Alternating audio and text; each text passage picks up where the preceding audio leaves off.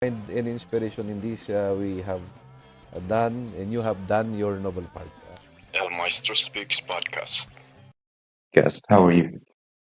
Good. Yeah, introduce yourself for those who are not for those who are listening. Ang pinaglalaban ko lang naman na title ay Mhm. favorite daughter. Okay. Wala na yung pinakamaganda. Pwede rin.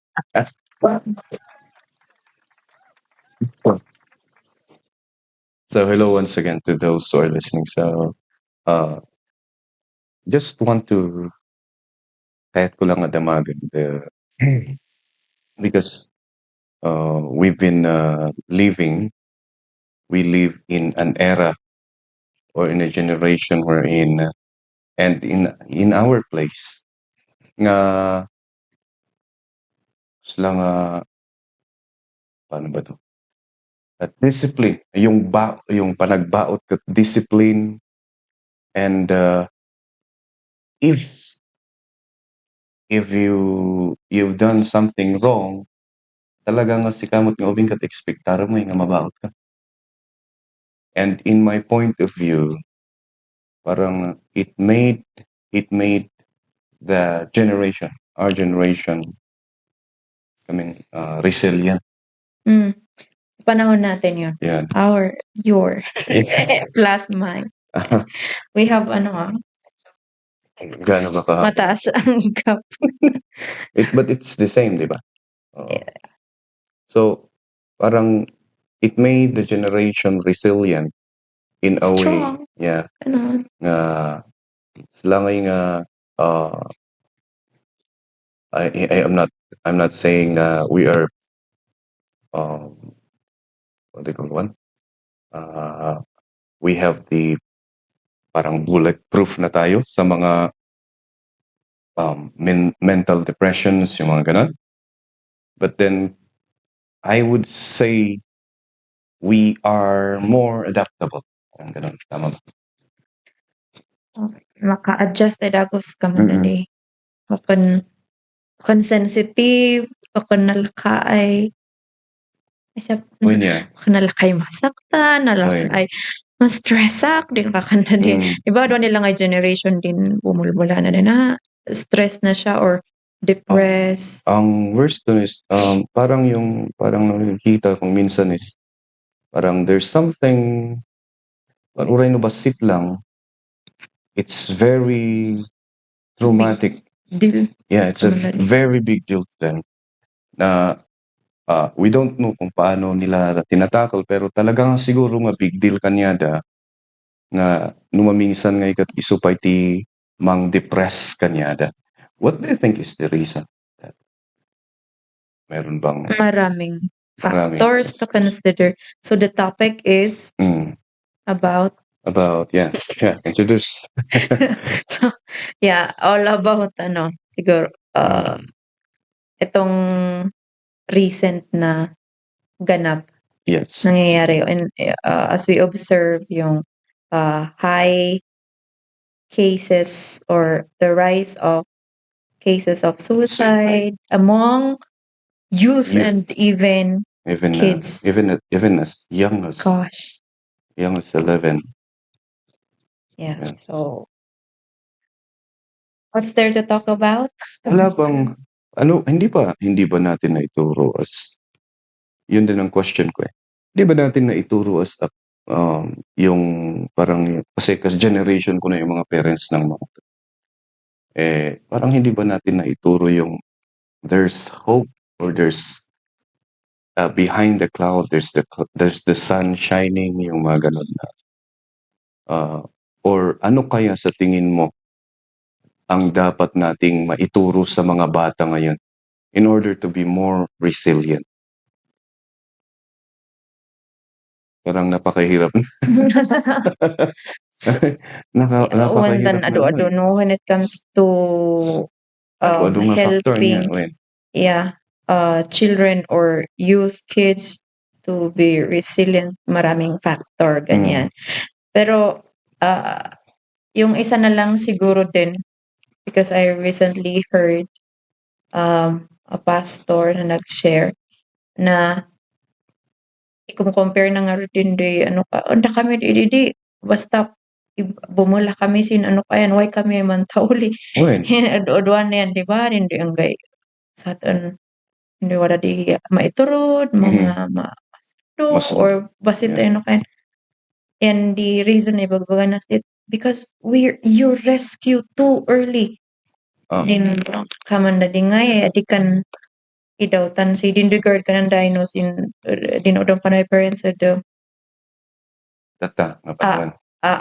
no ito nan si Manong matlang din ang dungap ay ano ka i-describe ay din Americans ada ka mo no bakaw di na yan no for example in maisok bayo ubing madada pa siya sometimes di ba as a parent worried ka agad and then you go and kalungin agad or ala what happened or what so are you okay ngam wala ka ng parent ay bayam taway na ito makadag bahala siyang tumayo on her yung ganon Yeah.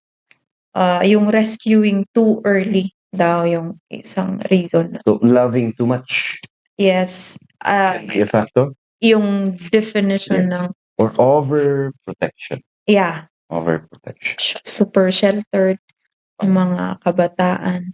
Come to think of it, parang overprotected din tayo. Actually, siguro kakaroon sa ko niya tan. I am and I was Yeah. too dependent. Special so observation ko mat lang ay nga iso nga naladawak ay naging independent. Adadalok pa lang to be independent because yung super sheltered yan. Yeah, even me at this age, I have a kid. Yeah, you have that. Adangay lata jay time ngay nga no, di balita no.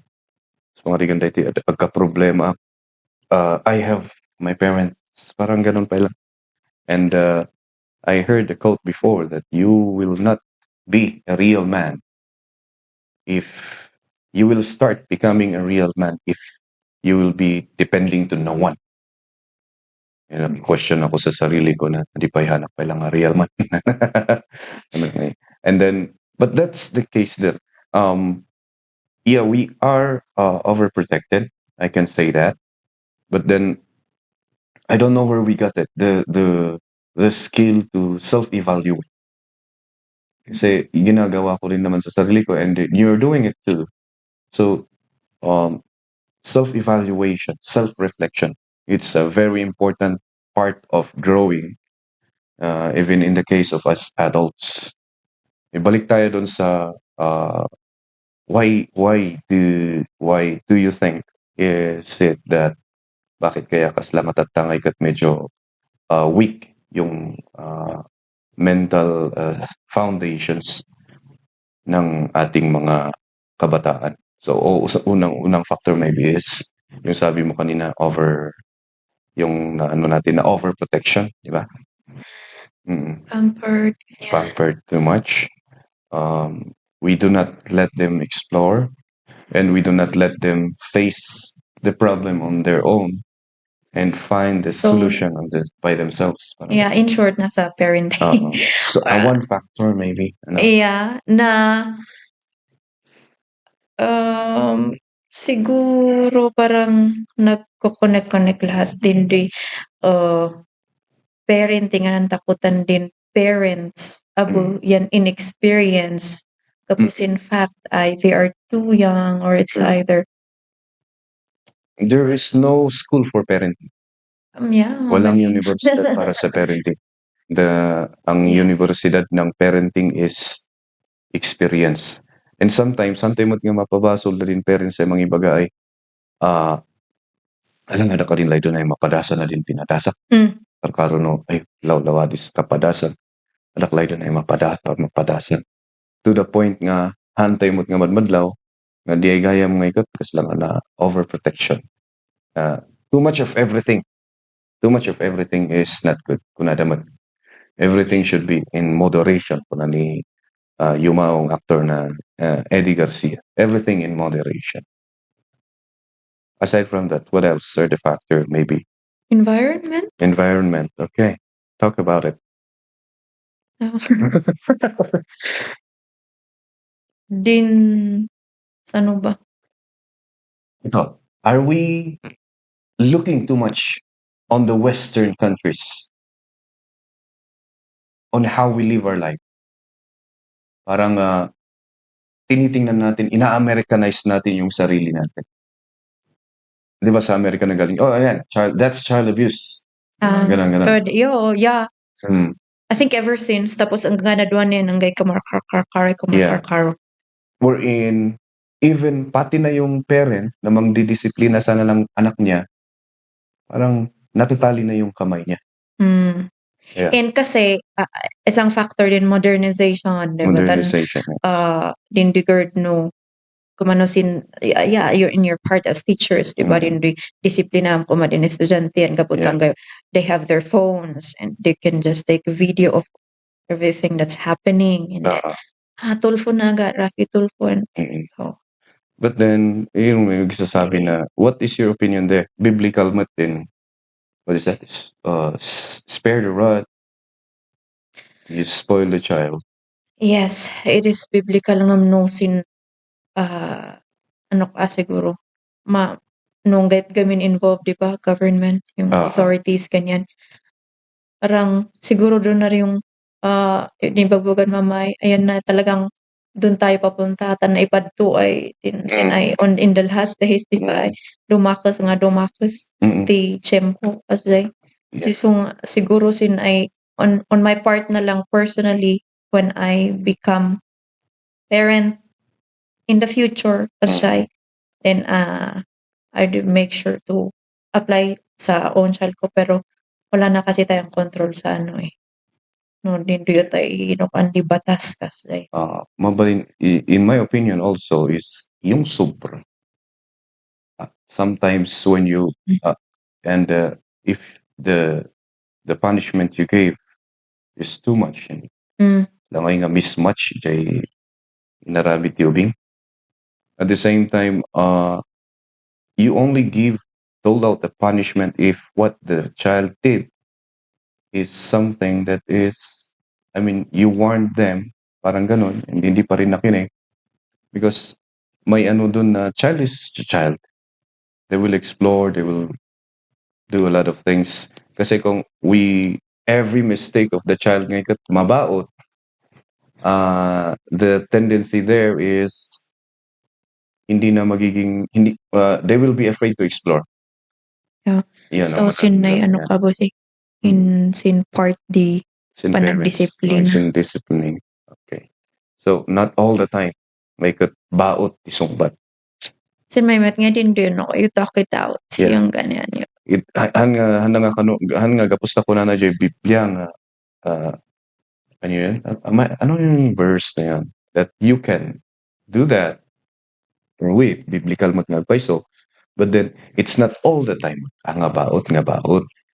Although that is our Ay, wala din that is our don't experience. Yeah. don't exasperate your grandfathers. Tama. So, it's not always the answer. Hindi palaging nga gapusta. Mabalin nga mabaot mo nga kunada. Ikat mabaot mo nga kasjay. There are different ways on how to discipline. The research tayo kuma as a parent. Tama. And what else? Yung sabi mo kanina na yung nangyayari ngayon, modernization, wherein they can view a lot of things, and they imitate. Aside from that, yung technology wherein everything comes easy, wherein yung mental thinking din ng mga bata is that napakadali lahat ng bagay. Nawawala na yung values na yung dapat paghirapan natin lahat. Yun siguro. Because instant. Yeah, everything is instant ngayon. Ay nung unang panahon nung kami ang bata, sending a text, and then kapag nag-text, mag-reply sila or nag-reply sila after 5 minutes, okay lang yun. Ngayon kapag nag-chat ka na, masapol reply agad. Kasi kapag hindi ka nag-reply agad sa wow, scene mode. yung mga sasabihin ng mga bata. So, yung improvement sa technology is also parang nagbibigay din siya ng parang degradation, I think, sa mental strength ng ating mga anak. Wherein, again, nasa parents uli yun, yung pagga-guide sa kanila on how to deal with that one and how to understand life really. That everything in life that is good will never come easy. Amin nga mayat or amin nga fulfilling ijebiyag tayo kot kailangan nga pagrigatan tayo. Sidoy kumangay di namdaman din ay sidoy kuma di maitdusin ay ananak. And sometimes kaman sidoy nga maor-ornong di frustrations ta. Jay kung kunatay nga di nga babasit nga or-ornong nga frustrations ta. In times nga ikat nadagsan to, nadakkel to, nadagsan to, handan to nga mahandal. And I think that is one skill that they need to learn, how to deal with frustrations. Mhm. And to top it all, yung syempre hindi man lang ay adi na nairamot or they're born, siguro hindi na marami yung naianak dahil di na mo si Apo Dios or God was not introduced to them, kanyan. Yeah. So, though, hindi naman lahat, ganun, kasi I also heard of yung mga suicidals na Christian, kasi makwanay na mati. But marami pa rin. And syempre, they don't fear God, ganyan, or they don't know. Ngam sinungatay kaman abon ano pa. Kaman nga ta abon na gapuna kaman factors ay mangidoron sin totally kunam believer, and then they still are suicidal. Kaya Who did not understand. Pwedeng ganyan. Or maybe, marami rin kasi, we don't know, but maybe as isang, yung just professing Christians would also be na my family says that they're Christians, but I don't see it in their lives. Ganyan. yeah. I don't feel it. Have you ever encountered yung mga ganon na bata?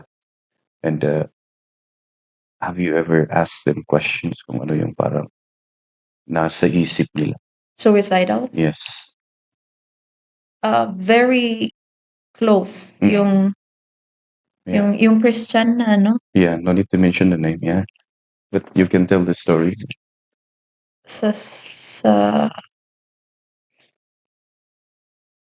Now that you mentioned. Yeah. Yeah, and what was parang yung takbo ng utak niya? Sino ka man lumdum ng oras? Actually, no, isa lang pero yung sa parang narinig ko na lang din, pero it's a very close proximity lang, but I don't know them. Pero kasi we visited a school before, and then we were informed about the situation, and actually those kids are Christian din sabi nila. Pero yun lang, pero now looking back, may isa akong kilala, but I'm not sure if I can share. So. But yung ano niya, yung parang na-observe mo sa thought process niya.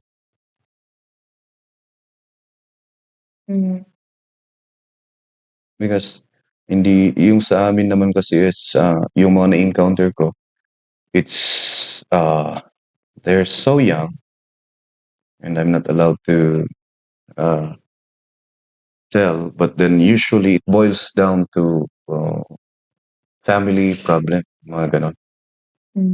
So, now, yung ano din is, it's very difficult for us to share that to sa mga parents kasi in my experience, wala pang parents na magsasabi na, ay, when problemado, wala. There are blame games, but then they would say, okay lang mat. May mat day tayo balay kat okay lang mat. May mat day tayo magawid mat kat mayat mat, agistisa mat. There was this meme, ano, ng mukha ng mga may depression. Sabi niyang doon, and they put the pictures of Robin Williams, Anthony Bourdain, those famous people, yung mga sikat, and they are all smiling. And it's sinabi na those are the face of the depression. And yun sana yung narigat nga mai-communicate ngayon nga we don't know how it happened, but then it happened na may itong mga young generations or this youth are having what they call this one, depressions. We don't know how it happened. Yun yung pinag-uusapan natin kanina, di ba? Na paano nangyari to? Yeah. Yeah. So yung But then it's here, so kailangan nating harapin. We have to work on it. Yun yung, pero kapag so the parent, yeah, yung nasabi mo, parang whether they like it or not, or yeah, believe it or not, they have to believe it that they have a problem in the family. Yeah. Parang ganun. Pero minsan is parang mas lang nga in denial. Kasi nga naman, nyamot yung problema. Parang, so, yun ang sinabi nila eh. Kasla ko mga Actually, ang daming, yeah, I've started listening to this kinds of stories when, I joined there was a seminar, it's a project, it's called Pag-asa para sa bata. Pag-asa para sa bata. Or Kabataan project. It was started by Ma'am Jeza Pingo and companies. I think there were 4. Jeza Pingo is, what is that? What is this? What's her word? Siya yung marami siyang yeah, but she's with I know her, and child she's focused on fellowship, child evangelization, child ministry, and the youth development, I guess. Now, yun, Pag-asa para sa bata. Yeah, so eto na lang din share ko kasi it's very timely and very helpful for all the people na siguro parang noon kasi parang nasa movies lang yung stories na to na ngayon it's becoming real now. It's like it's like your neighbor, it's your student, someone you know. Yeah, so it's very it's a need for us to equip ourselves. Yes, to learn how to respond when we know na yung batang yon or yung youth na yun are in crisis. So Pag-asa para sa bata pinanganak noong 2021, nabuo siya noong 2021 dahil sa yun nga yung pag-rise ng case ng suicides here in the Cordilleras. Yeah, so this started that project, and yun yung what they do is to yun nga equip individuals to be agents of hope. So yun by the name itself, Pag-asa, they want to see hope in every child or youth who are who is in crisis, ganyan. So they adopted a curriculum na There is Hope for Me. They actually have a Facebook page, so you can see. What's the name of the page? Pag-asa para sa bata or kabataan. Kasi ang daming they organize trainings, marami silang partners kasi adaptable itong So schools can also adopt the curriculum. Yes. So they can just ask for trainings, kasanumay nga kasi I've joined their seminar, their workshop, and explain nila yung may mga sessions, explain ko ano yung trauma, paano Marami actually na wala yung page pero yeah, in their yes, yung framework ng kaman ngay wada di enggayt ay from brokenness to wholeness kana na din ay ano ka. So not enough gamin di mayat sinayan wholeness gamin talaga di ba, so nga yung kabuuan ng bata, Ng bata. like hindi lang yung mentally, socially, emotional, but kulang kung yun lang. So it has to be the whole, so spiritual dapat Including spiritual. yes. So from brokenness quadrant,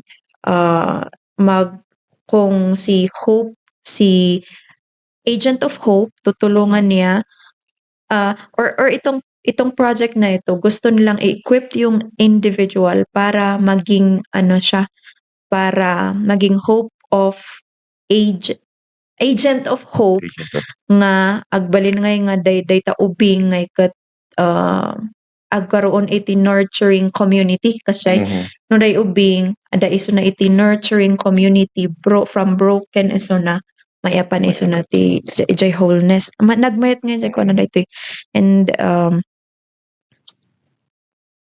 it's adaptable ganyan, so nagmayat jay advocacy da and ijay masuruan ngay dagi jay tatao nga how to respond kasi sometimes di ba yung mga bata hindi sila magsasabi kasi maraming reasons na One story for that one. Bata na hindi magsasabi. There was this case. I'm not gonna tell where, but then the case is very sensitive. And then okay, ganito, and then sabihin natin sa magulang mo.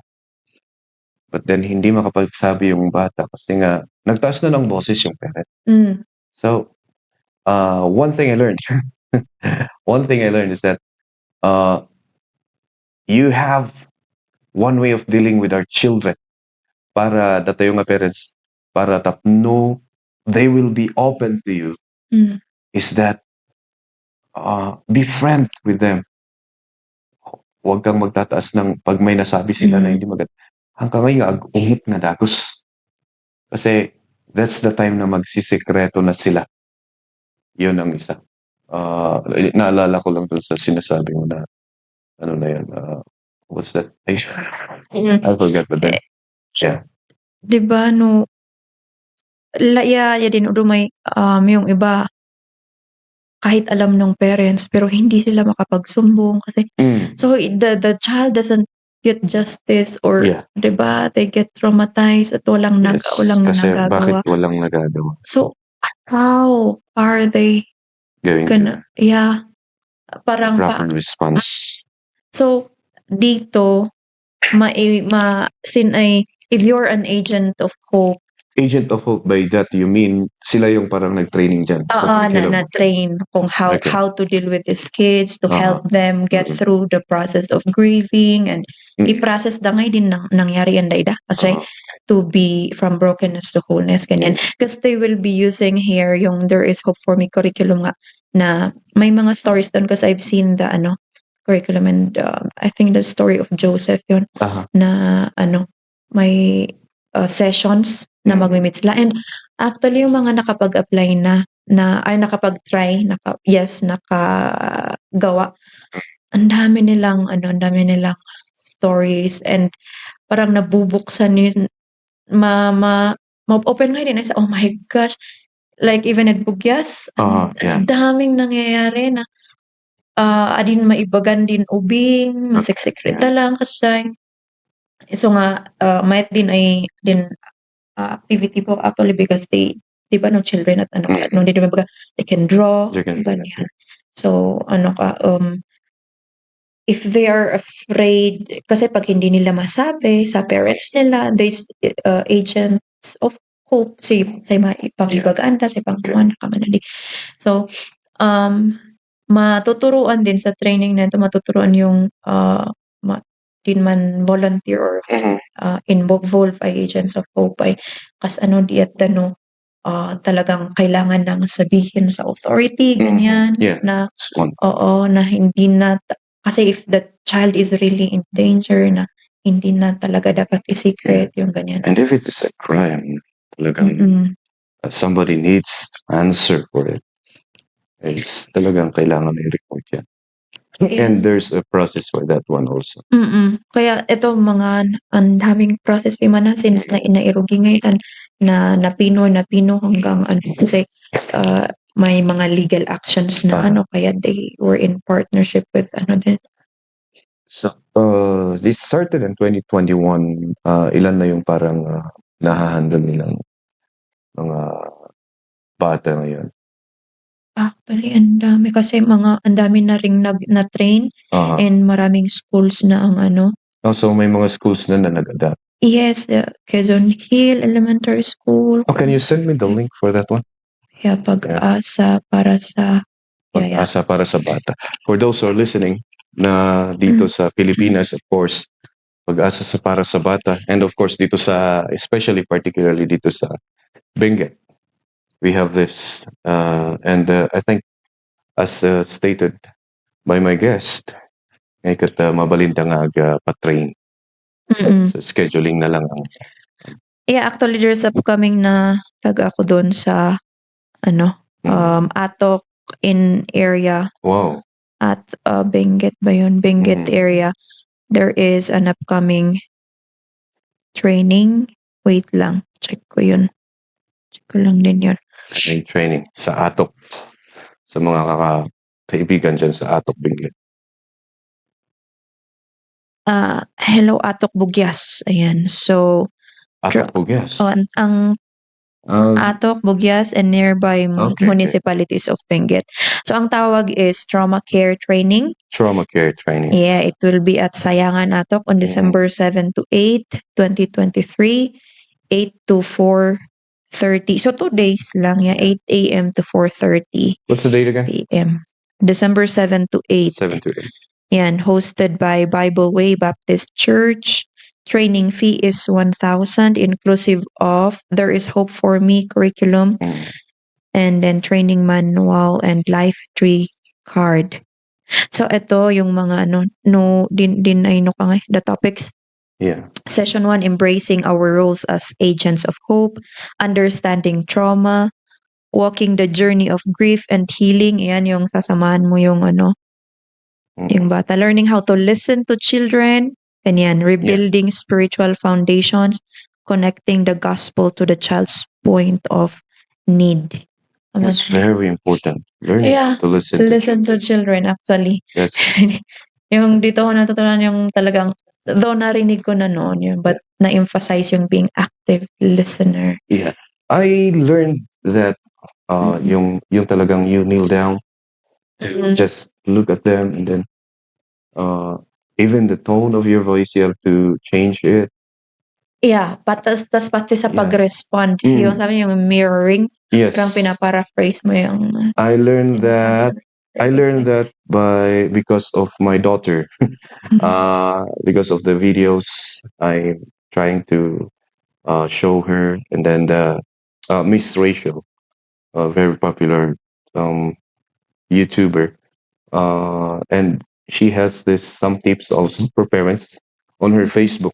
Tapos may mga sinasabi siyang ganon, yung parentis. I don't know if that's the right pronunciation, parentis. And then sinubukan kong gawin sa kinder. That's one time na nag-handle ako ng kinder. And that is the longest 40 minutes of my life. 40? Yeah. Okay naman, effective. I can handle them, pero yung kasing kinakatakutan ko is yung biglang umiyak sila. And then merong isang umiyak. Lalo akong nagnervyos. Ayun, kaya lalong napakatagal na ng 40 minutes. It's very important listening to the child, especially with this kind of problem. Yun nga yung sinasabi. We're trying to look out kanina during the start of this podcast. Sinusubukan nating ano kaya yung root cause? Hindi natin makita eh. But then there are a lot of factors, and irregardless of what is the root cause, ano man ang naging dahilan niyan, kung bakit yung generation natin our generation ngayon is susceptible to this kind of illness that parang humina yung structure ng resilience nila. Ano man ang factor, ano man ang dahilan, I think nandyan na yan.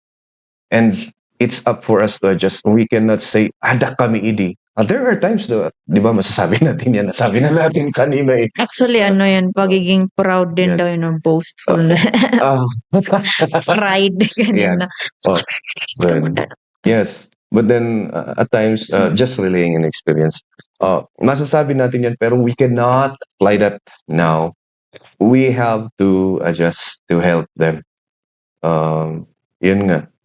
Lagi namang sinasabi na if you cannot bring Muhammad to the mountain, bring the mountain to Muhammad. So, sino nagsabi? Ngayon ko lang narinig yan. Hindi ko rin maalala eh. Pero hindi sigurado yung mga kapangalan ni Muhammad. Yan. Parang we are the ones who will make a way. Nandito na yung problema. And kahit ano pang kalkal natin ng history para tingnan kung anong root cause nito, nandito na to. So the first thing that we have to do is to mitigate this one. Do it parang to tackle the problem head on.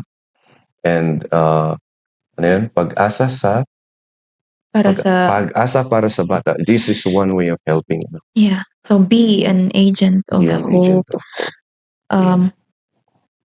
Yeah, I will try to connect them with the school where I'm at. Yes, and or we can also do our research and know how to properly respond. Just kasi yung pati yung or yeah, maybe I'll just go back to that later. Pero when it comes to suicide, because I kung how for example may suicidal na tao ako, how are you gonna talk to him or her? Yeah. Ganyan. Yeah, this is very important.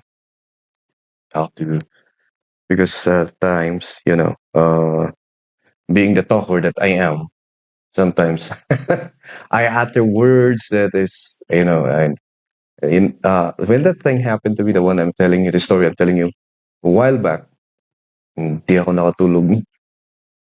Kasi lagi kong naisip, nako. Context. Yeah. It's in the context of the joke. It's in the context of a joke. And they know me, that I'm joking, but then... you made a joke when... It's like a joke that... it's a joke to like just... the message behind the joke is what you're doing is absurd. Yeah, that is the message. And they know me as a joker, but then if you're the person with the problem, you will not view that as a joke. You might view it as, okay, they told me to do it, so I will do it. So that that didn't sit with me well. Yeah, so really gotta talk to that person again.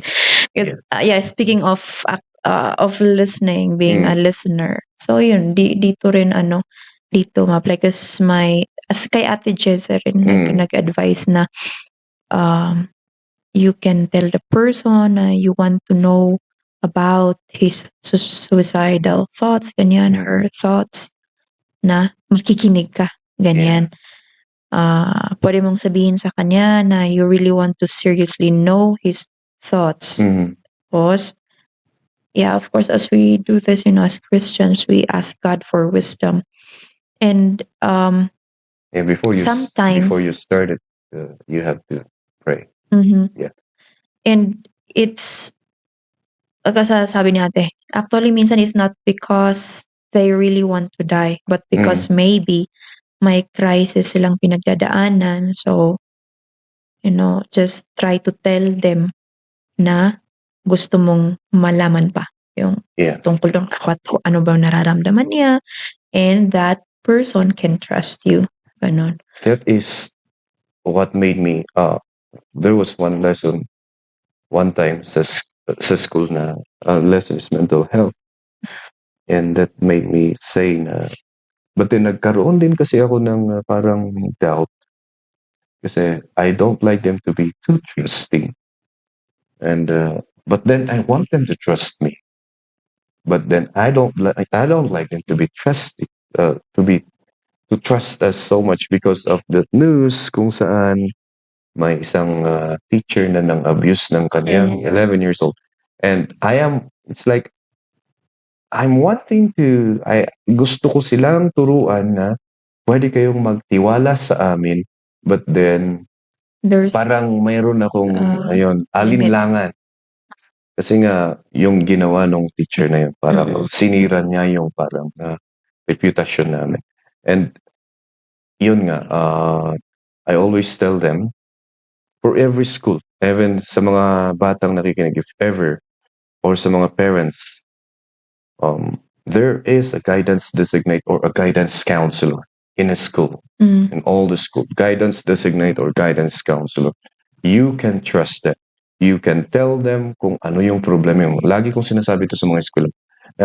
Estudyante, pwede nyo silang pagkatiwalaan kahit anong mga sekreto nyo, mga sekretong hindi nyo masabi sa bahay ninyo, yung mga nararamdaman ninyong hindi nyo masabi sa bahay ninyo, nandyan yung mga guidance counselors natin or your advisors. Or kung pinagkakatiwalaan mong teacher na pwede mong malapitan, okay, you can tell it to them. Pero pinaka-ideal, guidance designate or guidance counselor. Lahat ng eskwelahan meron. So, sa mga, pwede niyong kausapin sila. Okay. And, of course, they have their training also. So, pwede nilang bigyan kayo ng advice. Or, kung ayaw niyo ng advice, they are there, they are willing to listen. Yun yung parang doon. Yeah, but for Yeah, in terms of listening also, right? Kasi tradition, especially if you're the parents, and I I have this sometimes, but then sometimes with mommy, sometimes there are times that people just want to just tell the problem, right? Gusto nilang kahit na lang yung irwar, and they don't want to advise. yeah. Selangay nga dia lang ti kahit da kasalanan kahit ng ko. So one of the important skills kapag tayo ay nakikinig, one of the important listening skill is just knowing when to give advice and knowing just when to listen. Just listen. Listen to it. Listen. Kasi at times parang pag binibigyan mo pa sila ng iisipin advice, ganito kasi ang gawin mo, parang it's difficult for them to do that. Just listen. Nasa training din yan. Yung about, kasi sabi, you're not supposed to give it, especially if that's the case. It's suicidal. Yeah. Pati nga sino ka. Pati din kananta koon. Yes, it's very good at the verse that if we know a verse, we cannot just say it immediately at the onset. There's a perfect time when to say it, when yung mga ganong kasi hindi papasok ngayon no pa.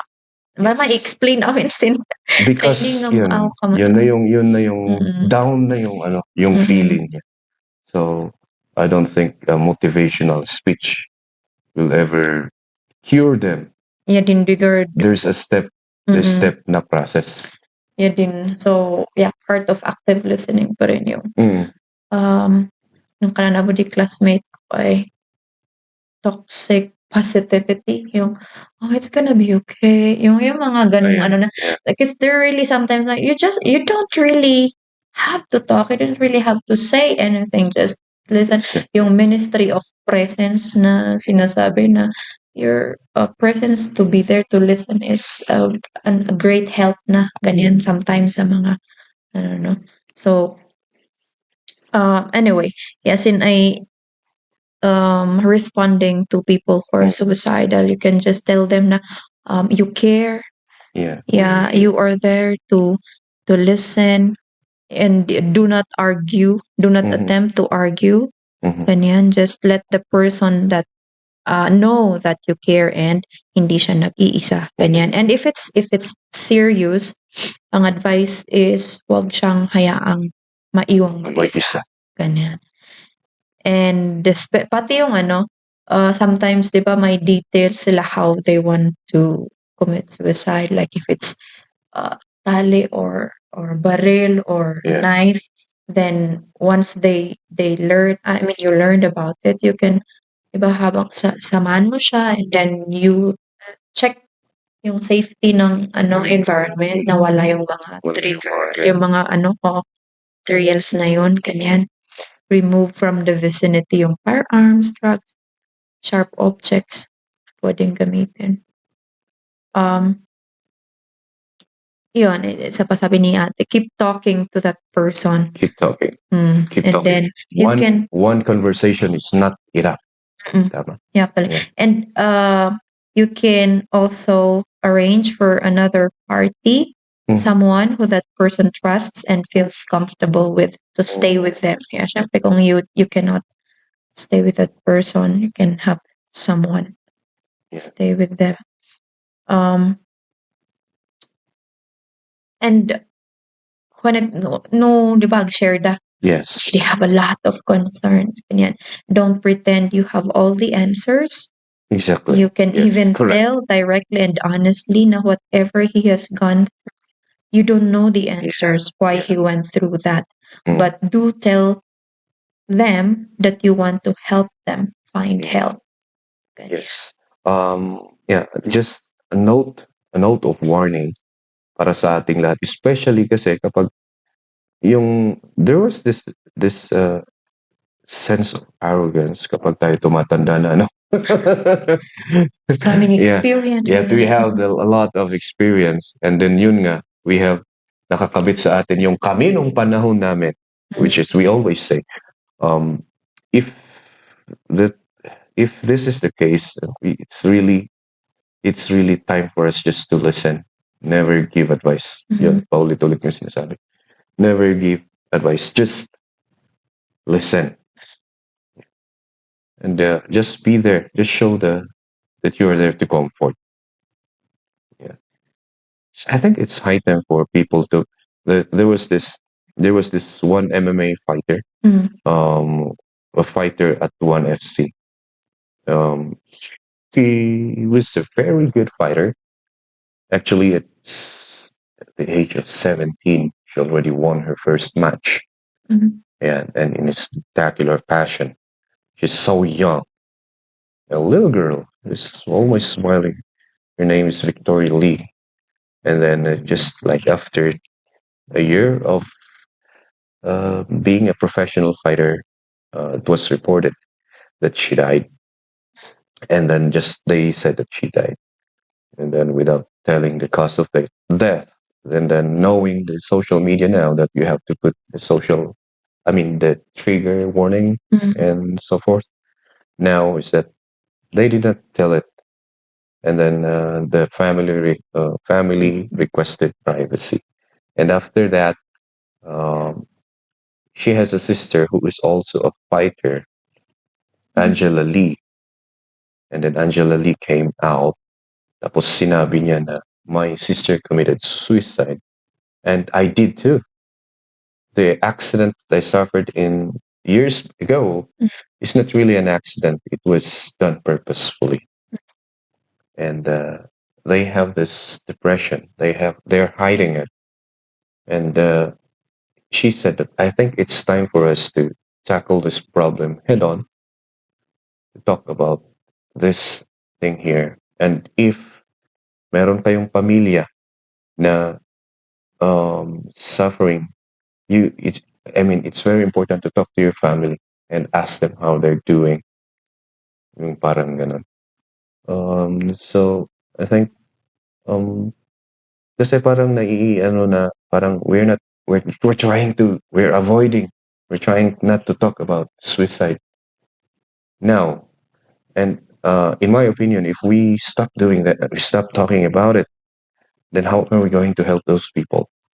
So I think sa opinion ko is we need to talk about it, And we need to find ways on how to prevent it.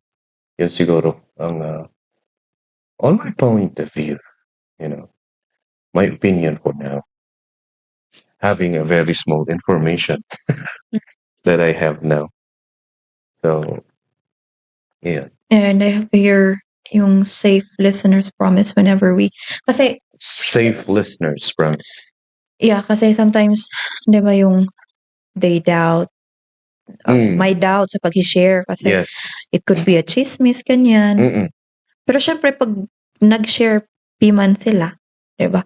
And we na dapat maging rin tayo, maging mapagkakatiwalaan sa information, yung confidentiality, ganyan na. That is why I am advocating dun sa mga, for if there are some kids listening here, you are safe with your guidance counselor and your guidance designate. Guidance counselor, they really have their training. That is their degree. And they have this, what they call this one. It's the same as the doctor-patient confidentiality. Na kung ano ang kasalanan sa kanilang profesyon kapag sila'y nag-share or nag-chismis ng mga bagay na sinabi mo sa kanila, kasalanan sa kanilang profession yun. And they were trained, even for the guidance designate. Guidance designates ko na dangay teacher nga they had training for guidance counseling. But then, sila yung na-designate sa school because the school has like less than 500 pupils. If you have 500 in enough, I think you can have a guidance counselor sa school. Pero kapag mababa, we appoint guidance designate sa government school. So, yeah, for the pupils, you can always 100% trust the guidance counselor. Ang tiyan mo mati guidance counselor gamin ilikat taga kick out ya. That was during our time. Guidance ka. Guidance ka. Pag na-guidance ka, ang bigat ng kasalanan mo. That was, and that is a wrong notion sa guidance counselors. Guidance counselors, mga kids, there are some children listening to this, youth, teens listening to this.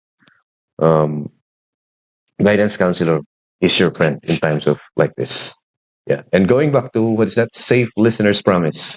Yeah, so for people who are offering themselves to listen to people who wants to share, or yung mga pinagdadaanan, you can assure them and promise them na you're giving them safe space to talk about their concerns, ganyan. So this one, it was given to us during yung the training nga di ay. Sabi ng safe listeners promise, I will listen to understand. I will keep what you share privately. I will not minimize your pain. I will not compare your pain with my own. I will not give quick solutions. I will listen again when you want to share more. It's a promise. Safe listeners promise. So, kasi sometimes, di ba, parang ayoko, ma-judge ako, yung feeling na ganyan, pag mag-share sila. Talagang kailangan mong you need to say that. Parang ganun ba? Yeah, you can tell them this to assure Make them. feel. Yes. Make them feel that they have that. And if you have that promise, of course, don't break it. Yes, of course. It's ang hirap ng trust din. Yes, it's very difficult to earn the trust, lalo na sa mga batang ganyan. That's why, yun nga, pinag-uusapan this morning we're having with my master teacher.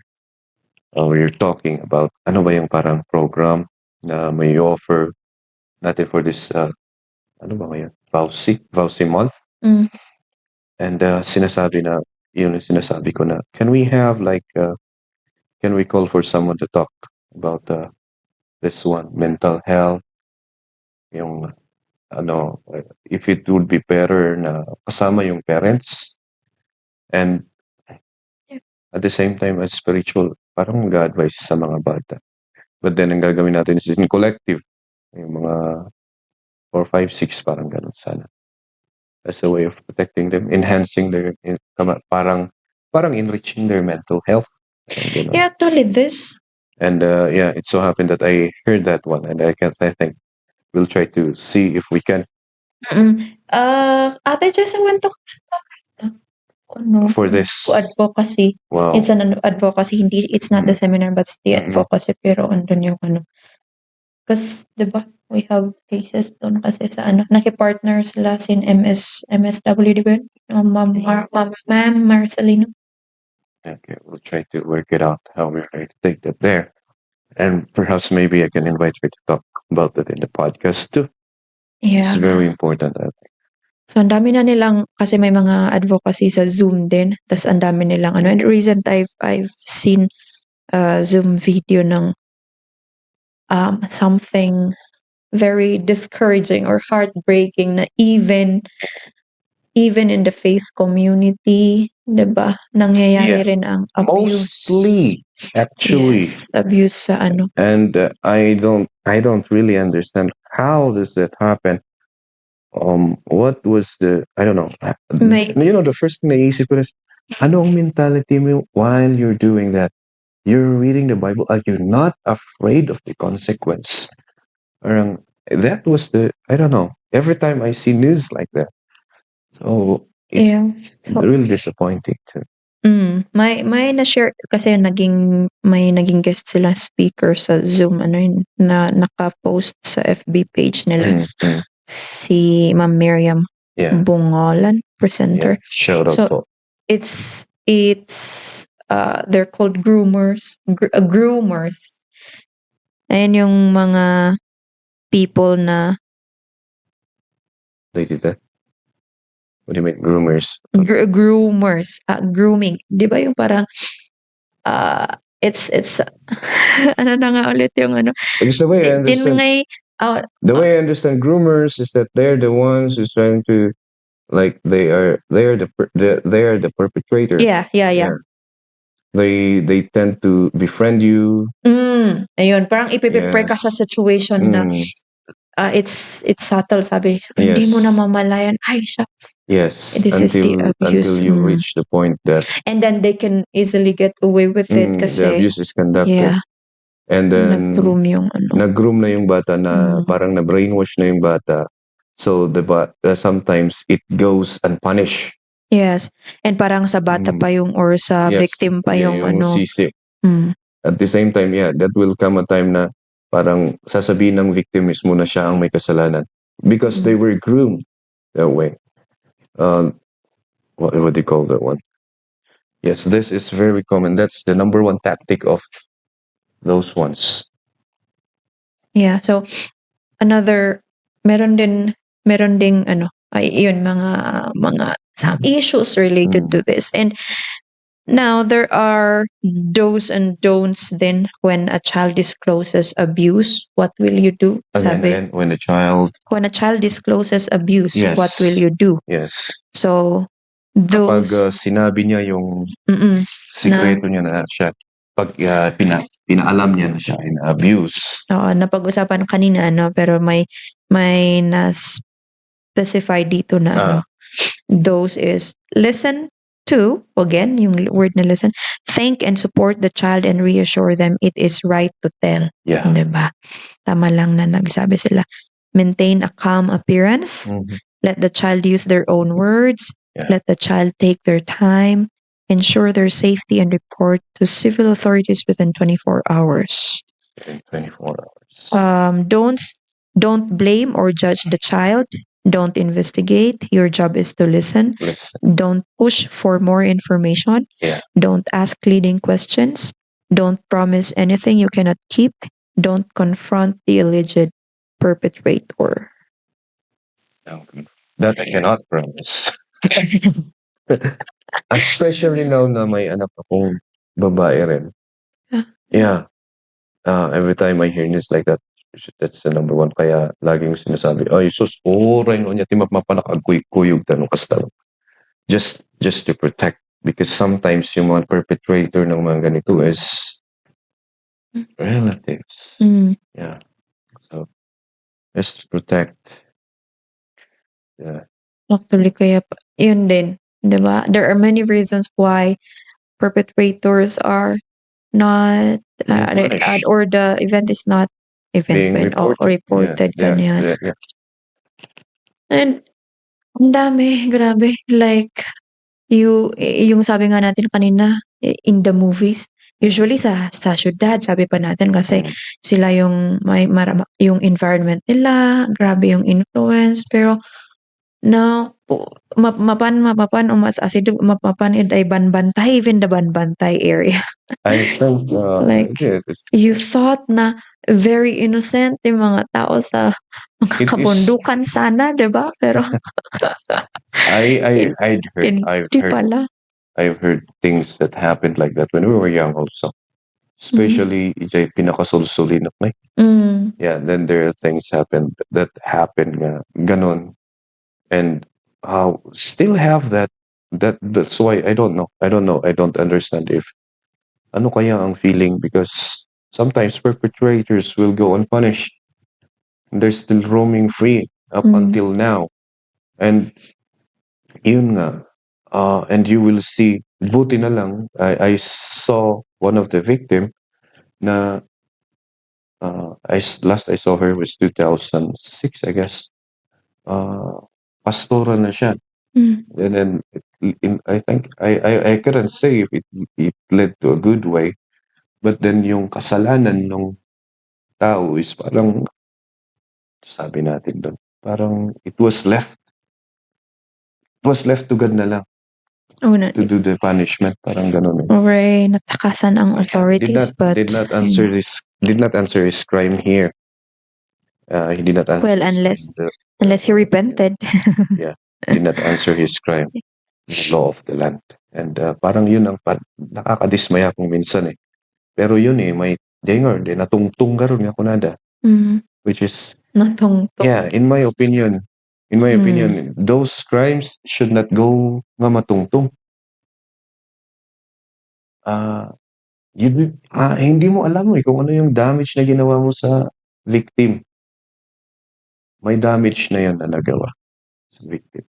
And as a parent or as someone who will be guiding those victims, we should be very understanding. May damage na yun, may impact na yun sa buhay niya.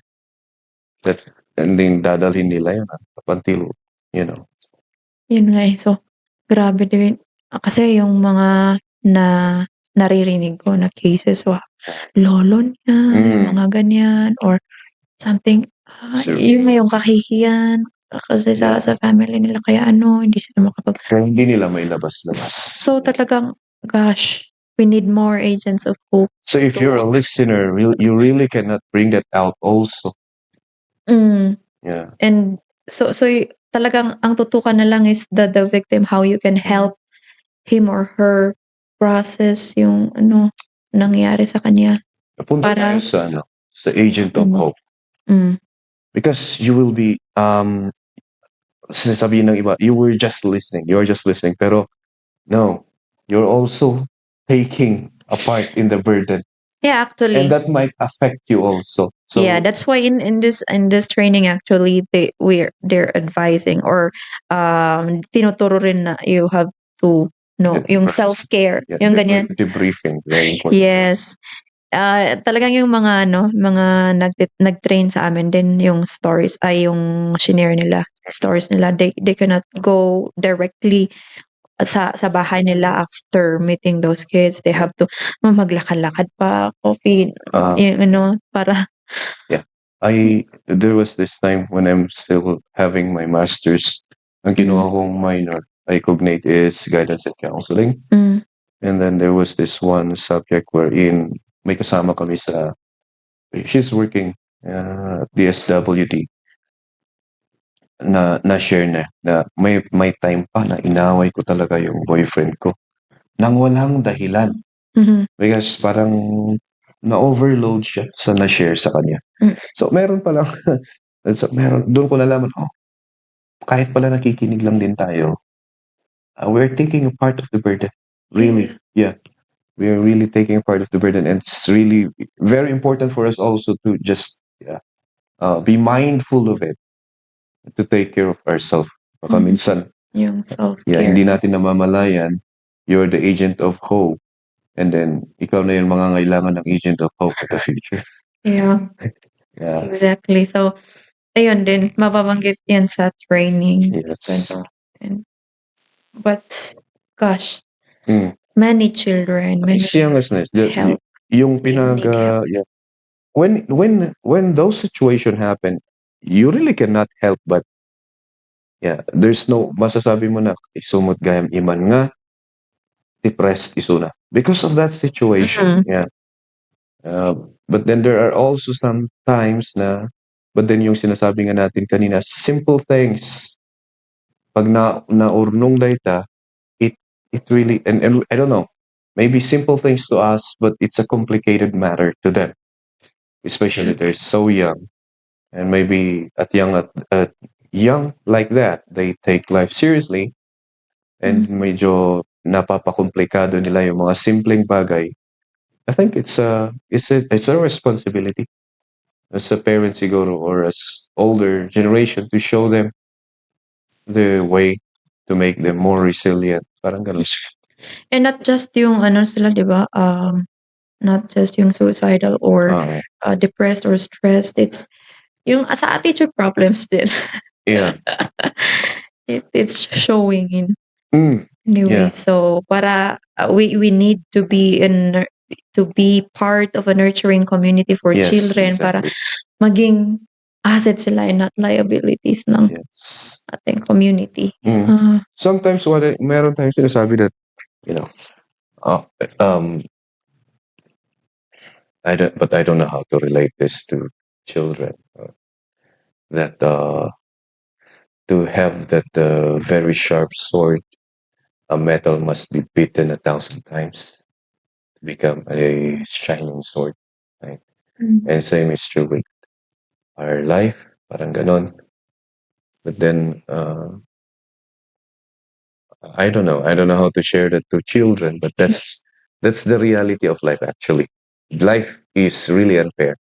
And if we take it as if everything should be given to you because it's your right, you're entitled to it, nothing will come to you. Okay? Or frustrations will be coming more on you. You will not be contented of what you will be having because you're thinking that you are entitled to everything. Karapatan ko to. Karapatan mo. You have to give up your rights. Really. You have to, yes, and you have to, there's in everything there, you have to work for it. You got to work for it so that you can achieve it. That's life. So sabi nga ni Bruce Lee, don't pray for an easy life. Pray for the strength to carry on. You know? And we also have this, that is, I always try to watch this one. I always watch this one every time that, you feel down. I feel down. I always watch this from a YouTube video from Jocko Willing. It came from his podcast. The title is Good, wherein he will always say, I don't know if I don't, maybe you can search it in your cell phone. If something bad happened, good. Okay. Like for example, because they came from military, our operation did not go well, and then you will say, good, more time to prepare. Okay. I lost my tournament. Good. More time to improve myself, my techniques. I did not get the promotions, the promotion that I'm aftering. Okay, the promotion that I'm dreaming. I did not get it. Good. More time to better myself, to improve myself, so that if I get that promotion in the future, I would be better. Okay, and I will perform better in that position. So everything that is happening to you, everything that is bad, you think that is bad that is happening to you, is actually good. It is preparing you and it is improving you to be a better person. Parang ganun. So every people, for those who are frustrated, because parang lahat na lang is problem, just think it's good. you'll learn something out of that experience. Ganun, parang ganun. Biblically, Romans 8:28. Mm. Everything works together Yeah. for the good of those who love Him, who love God, and who are, suddenly I forgot, called according to His purpose. That's right. Yes. Okay. And to close it up? Wait lang, I saw you were asking yung reach Oh, nila. yeah. But this is from April to June 2023. May 9 public elementary schools. Mm. Yung events nila ha. Events. Yung reach nila 90 church members. Tapos 125 teachers. What is reach, by the way? Na reach nila. Na-reach nila. Yung parang nakakonect na sila sa... Yes, and then 225 parents. Okay. Tapos sa trainings, people trained 6 brokenness to wholeness instructors, 114 agents of hope, 7 advocacy leaders. Ganyan. And my 4 okay. And then sa children, 225 children crisis support, and then 21 children there is hope for me journey. Yung crisis support talagang yun yung crisis. Yung pinaka na yan. Yung dire circumstance na yan. Yeah. Okay, so yun. Pag-asa. What's that again? Pag-asa para sa bata or kabataan project. Mm-hmm. So that is headed by or founded by? Kasi ang alam ko 4 sila. 4 yung nag-start. Pero siya yung pinaka-director ng si Ate Jessa. Jessa Ping. Wife of your batchmate. Okay. Yeah. To close it up, can I message? If you are sa lahat ng bata, kabataan, dyan, who may pinagdadaanan yun na lang. So always remember na may nagmamahal sa'yo. You are loved. You are worthy. Karapat-dapat ka. You matter. You are important. Okay? So, don't lose hope habang, parang cliche, no? Pero it's the fact. Yan ang katotohanan. Habang may buhay, may pag-asa. So, you just remember it, receive it, and believe it. Okay? Thank you.